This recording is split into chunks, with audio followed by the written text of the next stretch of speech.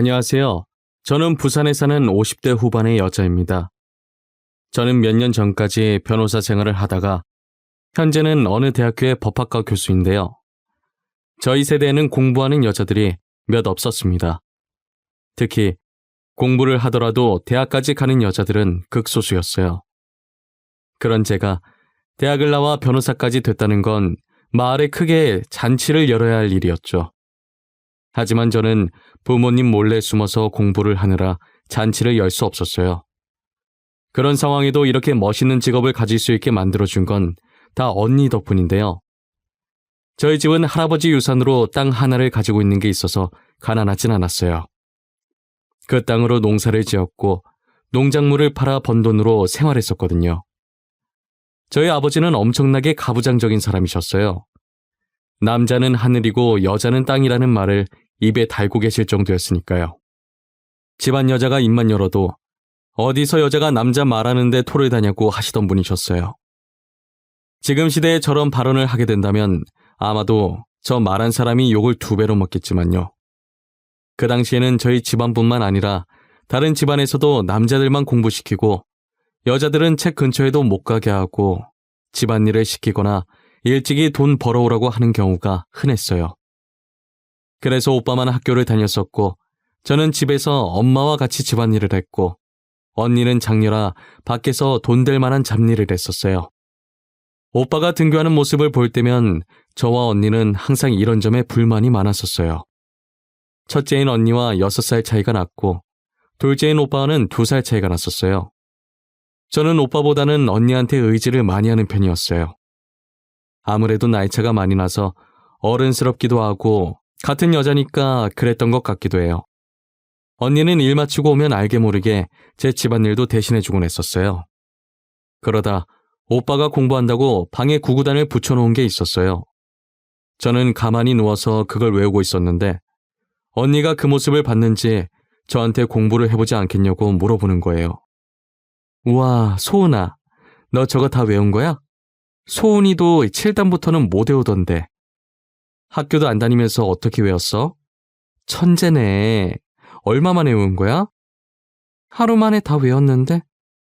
저게 그렇게 대단한 거야? 저게 뭔데? 그냥 벽에 붙어있길래 보다 보니까 외워진 건데. 하루 만에 외웠다니 대단한데? 그런데 뭔지도 모르고 외운 거야? 저건 구구단이라는 거야. 소은이 이 정도면 다른 것도 금방 배우겠는데? 소은이 오빠처럼 공부해볼래? 공부는 오빠만 할 수 있는 거 아니야? 아빠한테 걸리면 혼날걸? 언니는 아빠 안 무서워? 나는 아빠 많이 무서운데. 나도 아빠 무서워. 그래도 걸리면 언니가 다 막아줄게. 언니가 대신 혼날 테니까 소은이 공부해볼래? 이렇게 두기엔 아까워서 그래. 저는 아빠가 무서워서 언니의 제안에도 선뜻 하겠다는 답을 못하겠더라고요. 솔직히 곁눈질로 오빠 책을 보면 재밌어 보이긴 했어요. 하지만 제가 정말 공부에 재능이 있는지 아니면 단순히 오빠만 할 수 있는 거라 호기심이 생긴 건지 확신이 서지 않았었어요. 저는 언니의 계속되는 설득에 공부를 시작해보겠다고 했어요. 언니는 밖에서 벌어온 돈으로 몰래 제가 공부할 수 있게 도와줬어요. 책을 사놓으면 들킬까봐 오빠가 쓰던 책을 쓰기도 했고 언니가 새 책을 사주면 집에서 멀리 떨어진 곳에 보관해 놓기도 했어요. 저는 그렇게 언니의 도움으로 몰래 아버지의 눈을 피해 공부할 수 있었죠. 덕분에 법학과로 유명한 4년제 대학까지 갈 수 있었어요. 그리고 언니는 이제 제가 성인이니 저와 함께 나가 살겠다고 부모님에게 선전포고하고 저를 데리고 나와 앞으로 저보고 살 집이라면서 그동안 모은 돈으로 원룸을 하나 구해주었어요.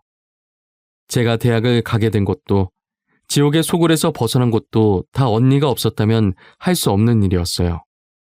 그런데 이제 저는 언니와 살 줄 알았는데 언니는 제게 원룸만 구해주고 자취를 감췄더라고요.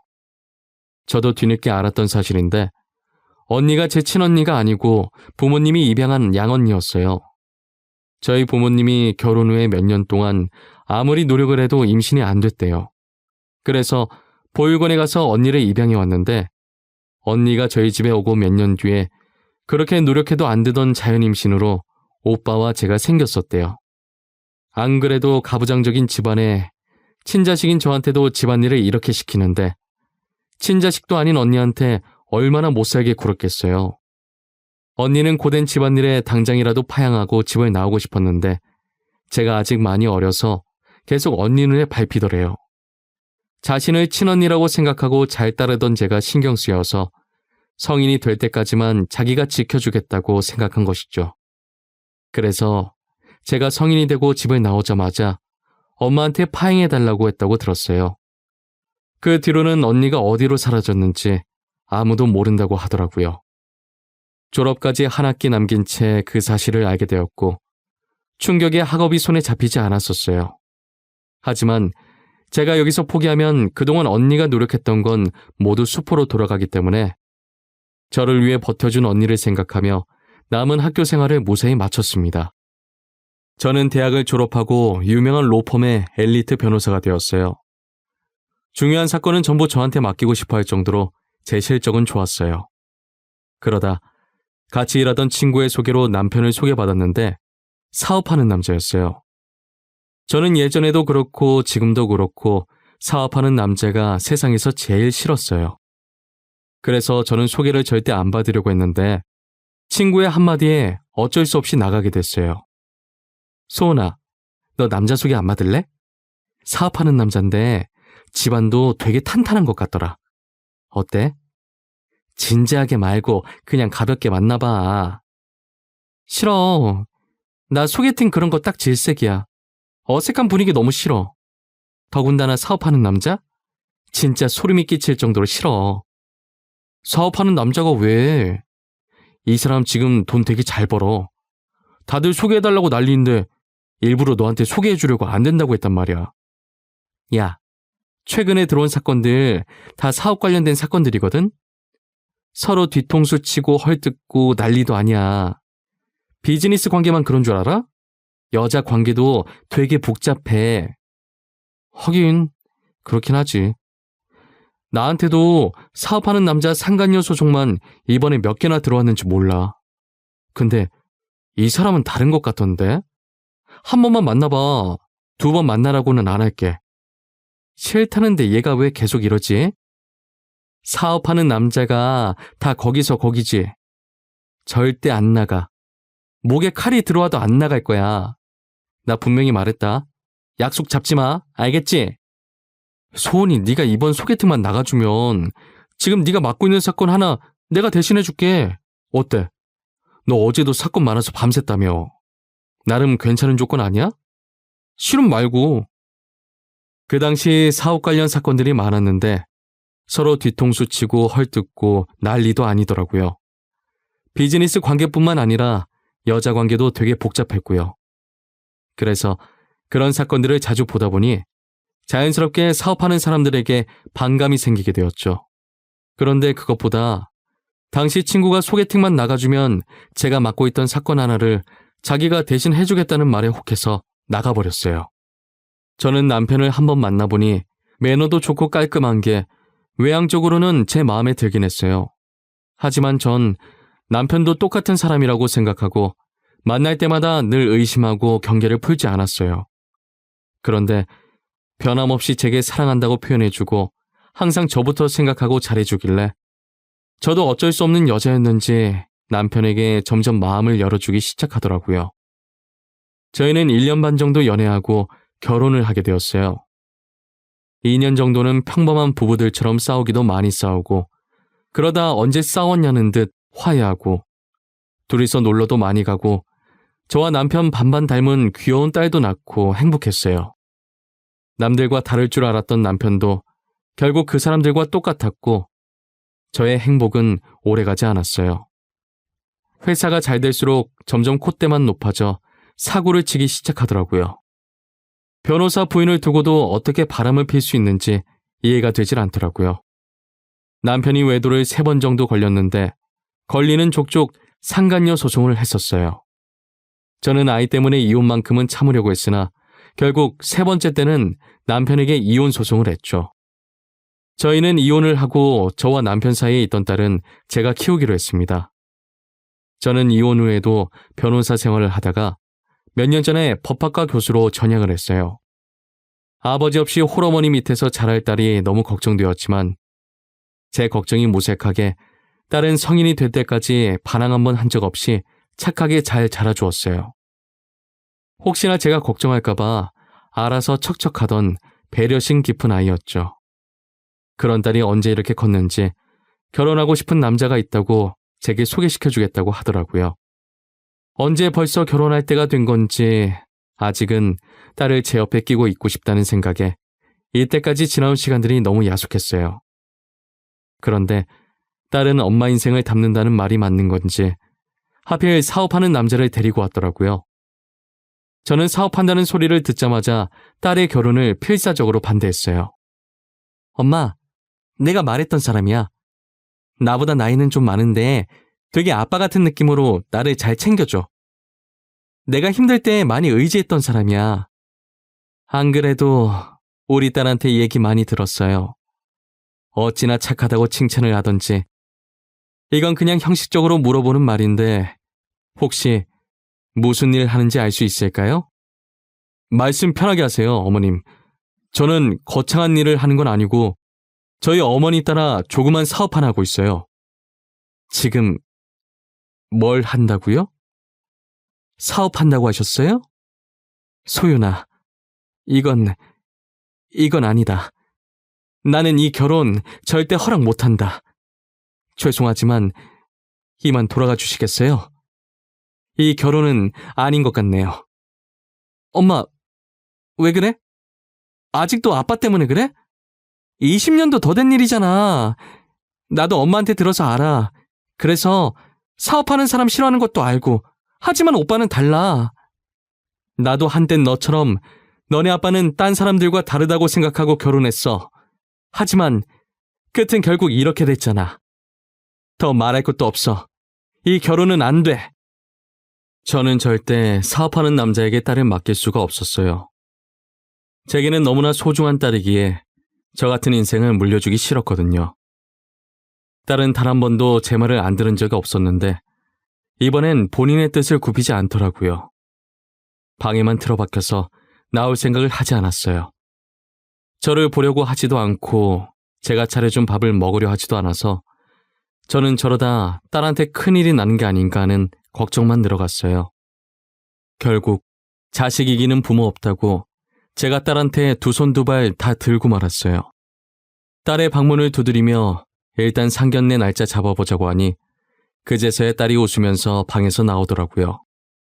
며칠 못 먹었다고 그새 볼이 홀쭉하게 들어간 게 보기 안쓰러웠어요. 방에서 나오자마자 밥부터 먹이고 상견례 날짜 잡아오라고 천천히 얘기를 꺼냈어요. 딸은 상견례 날짜를 잡아왔고 하필 당일날 학교에 급하게 일이 생겨서 상견례 장소에 부랴부랴 달려가기 시작했어요. 저는 거의 다 와갔을 때 시간을 봤는데 시간이 아직 남았길래 잠시 서서 숨을 돌리고 있었어요. 이 나이에 뛰려고 하니 심장이 터질 것 같이 뛰더라고요. 정신없이 심호흡을 하고 있는데 바로 제 앞으로 스쳐 지나간 사람이 언니와 많이 닮은 거예요. 저는 놓칠세라 급하게 뒤쫓아갔는데 언니 닮은 사람이 제가 가야 하는 곳과 같은 장소로 들어가더라고요. 그 사람이 들어가자마자 저도 곧이어 바로 들어갔죠. 딸은 그런 저를 보면서 어떻게 둘이 같이 들어오냐고 물어보더라고요. 어떻게 두 분이 같이 들어오세요? 오다가 만나셨어요? 두 분 만나신 적 없을 텐데 어떻게 사돈인 걸 딱 알아보셨지? 사돈이라고? 이분이 안사돈 되실 분이야? 내가 아는 사람이랑 닮은 것 같아서 뒤쫓아왔는데 여기로 들어가시더라고. 딸과 제가 대화하는 소리에 언니를 닮은 사람이 뒤돌아서 저를 쳐다보더라고요. 가까이서 보니 눈 밑에 있던 점이 언니라는 걸 확인시켜줬어요. 언니도 저를 보고 알아본 것인지 많이 놀란 표정이더라고요. 너 소은이 맞아? 진짜 우리 소은이야? 어떻게 여기서 이렇게 만나? 내가 그러고 가서 미안하기도 했고 그동안 어떻게 컸을까? 너 생각 엄청 많이 했어. 언니, 이거 꿈 아니지? 나 혼자 놔두고 어디 간 거야? 내가 얼마나 찾았는데. 대학 졸업할 때까지 매일 돈만 보내주고 연락은 한 번 없고. 진짜 너무했어. 언니가 미안해. 그래도 이렇게 훌륭하게 잘 컸네. 변호사 하다가 지금 교수라면서. 장하다 장해. 혼자서 딸도 어쩜 저렇게 참하게 잘 키웠니? 너도 이제 많이 늙었다 얘. 언니가 할 말은 아니지. 언니는 나보다 더 쭈글쭈글하구만. 아니, 어떻게 우리가 사돈으로 만나? 무슨 인연이 이래? 알고 보니 예비 사위의 엄마, 그러니까 제 예비 안사돈이 저희 언니더라고요. 저와 언니가 눈물의 상봉을 하고 있으니 상견례 분위기는 당황스러움이 가득했어요. 상황 설명을 들은 후 다들 어떻게 이렇게 다시 만나냐며 신기했어요. 언니는 이미 파양한 상태라 원래 저랑 피가 섞인 게 아니었으니 다행히 딸과 사이가 결혼을 한다고 해도 법적으로 아무 문제가 될 게 없더라고요. 하지만 여전히 예비 사이가 사업하는 게 제 마음에 걸렸어요. 언니의 아들이라는 걸 알고 나니 예비 사이가 허튼 짓을 할까봐 걱정되는 게 아니라 이게 안정적으로 유지가 잘 되어야 하는데 혹시나 휘청이면 어떡하냐는 걱정이었어요. 그런데 다 쓸데없는 걱정이었나 봐요. 나는 언니 아들이라 다른 건 걱정이 전혀 안 되는데 사업한다는 게 걱정되네. 사업이라는 게 쉬운 게 아니잖아. 계속 잘 될 때만 있는 것도 아니고 말이야. 어머니께서 어떤 걱정하시는지 잘 알아요. 하신 말씀도 다 맞고요. 저 소윤이 절대 굶길 일 절대 없어요. 그만큼 제 사업 자신 있다는 말이고요. 우리 아들 이래봬도 사업한 지 오래됐어. 20살 때부터 내가 운영하던 회사 물려받았는걸. 그런데 아직까지 이렇게 잘 지키고 있잖아. 너무 걱정하지 마. 이제 자기 나름 노하우도 생긴 앤데. 그래, 그렇다면 다행이고. 그냥 내 기우라고 생각해줘. 내가 워낙 쓸데없는 걱정을 많이 하는 편이라 그래. 걱정하지 마세요. 저희 회사 휘청에도 저 도와주실 분 많아요. 제가 그동안 여기저기 베푼 게 많거든요. 지금 저한테 은혜 갚겠다고 줄 서신 분만 해도 한 트럭이에요. 그래도 예비 사이가 인맥 관리를 잘해서 회사에 투자하려고 하는 투자자들이 많아서 다행이었어요. 그리고 얘기하다 보니 알게 된 것인데 사위가 하는 사업이 자선 사업이더라고요. 좋은 일 하는 것이었는데 제가 사업이라는 소리에 눈이 돌아버려서 제대로 들으려고 하지도 않고 무작정 반대부터 하고 본 것이었어요. 정말 민망해서 예비사위 볼 낯짝이 없더라고요. 딸도 결혼하면 예비사위 따라서 봉사도 많이 하고 기부도 많이 할 것이라고 하더라고요. 저도 봉사할 때 같이 가겠다고 불러달라고 했어요. 지금 저희 딸과 예비사위는 결혼 준비하느라 눈코 뜰 새 없이 바쁘게 지내고 있는 것 같더라고요. 아직 결혼까지 1년 정도 남았는데 뭐가 그렇게 급한지. 둘을 보고 있으면 하는 짓이 똑같은 게 웃겨서 웃음만 납니다. 언니와 저는 결혼 빨리 하라고 했는데 딸과 예비 사이는 잘 맞는지 동거부터 해봐야 한다면서 1년 정도 동거를 하고 결혼하겠다고 하더라고요. 저희는 그 말도 맞는 것 같아서 그러라고 했어요. 솔직히 같이 살아봐야 이 사람이랑 평생 살 수 있는지 알 수 있는 거잖아요. 저와 언니는 자식들이 알아서 할 거라고 생각하고 손 놓고 뒷짐만 지고 있어요. 그리고 종종 자주 만나서 이런저런 그가 못 나눈 이야기들을 나누면서 행복한 시간들을 보내고 있고요. 언니도 저처럼 이혼해서 아들을 혼자 키웠더라고요. 그렇게 떠나고 평범한 남편 만나 결혼하고 언니가 사업을 시작했었는데 그게 대박이 났나 봐요. 그런데 남편이 언니 덕분에 돈맛을 보더니 다니던 직장도 그만두고 호시탐탐 언니가 가지고 있던 돈을 탐내고 있었던 거죠. 언니는 다행히 눈치가 빨라서 뒤도 안 보고 이혼을 했고요. 그래도 예비사이가 언니를 많이 닮았더라고요. 남을 많이 도와주려고 하고 제 딸을 챙기는 모습을 보니 영락없는 저희 언니였어요. 이제 저희도 슬슬 호칭 정리를 해야 하는데 어떻게 하면 좋을지 언니한테 물어보니 그냥 이대로 언니 동생으로 지내는 게 좋다고 하더라고요.